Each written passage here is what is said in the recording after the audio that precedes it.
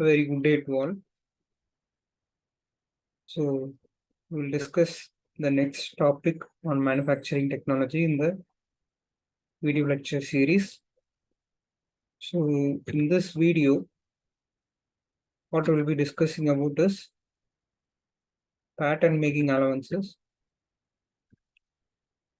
So I would like you all to make a guess on what the topic will be dealing today. So the topic will be pattern making allowances. So I would like you to guess what we'll be learning in this topic.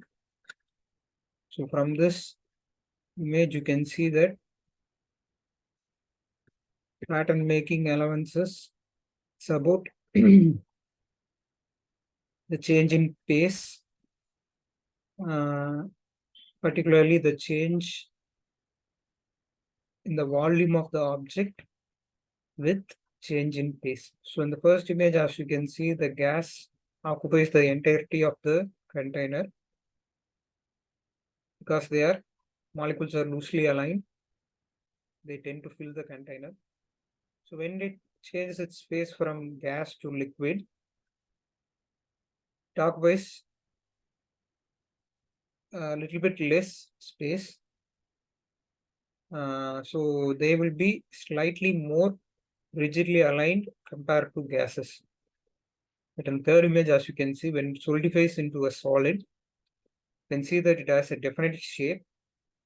The molecules are very rigidly aligned. So when you compare the volume, gas has more volume, more surface area, more volume is covered. When it is in liquid phase, less.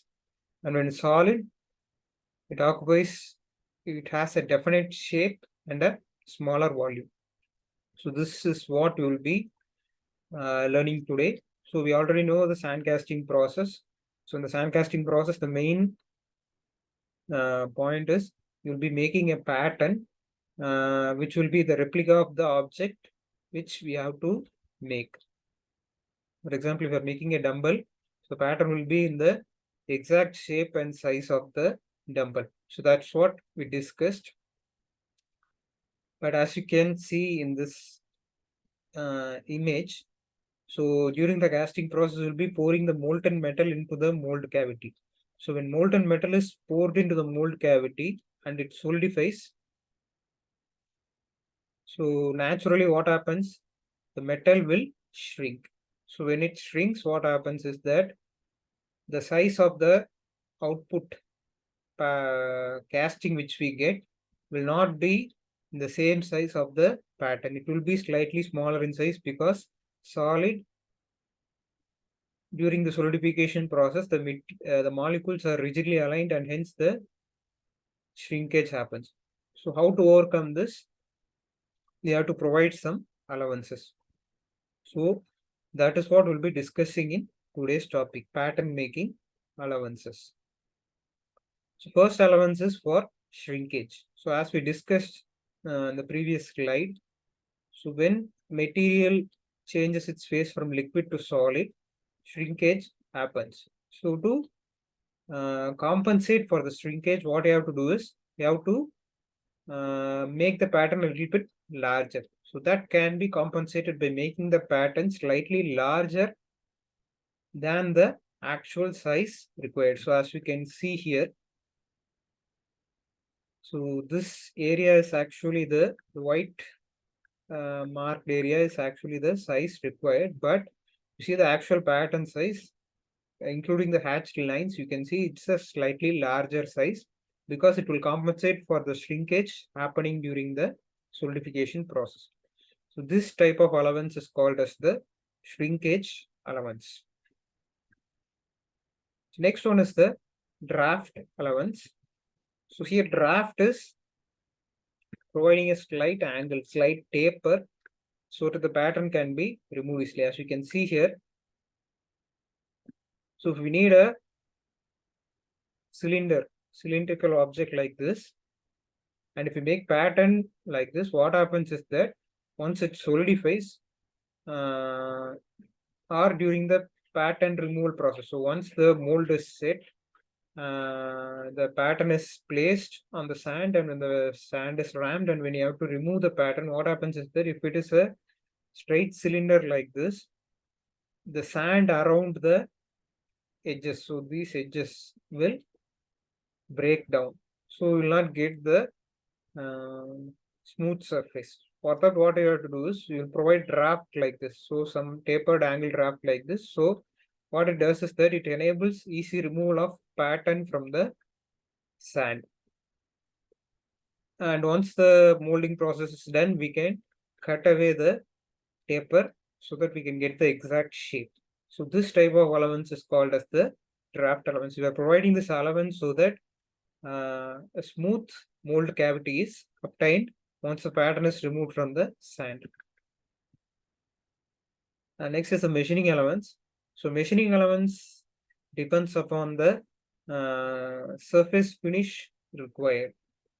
If a rough casting is sufficient, then we need not give much of machining allowance. But if a very smooth surface is required, then we have to give certain allowance. So allowance always indicates providing a larger area. So as we can see in this image, in order to get smooth surface, you have to grind or turn using a lathe or grind using a grinding wheel. So for that, certain amount of extra material will be provided so that smooth surface is obtained. So those type of allowance is called as the machining allowance. So this is shake or wrapping allowance. So this allowance is for removing the material when after the removing the pattern after the ramming process. So distortion or camber allowance. So as we can see here, the first image is the actual required casting.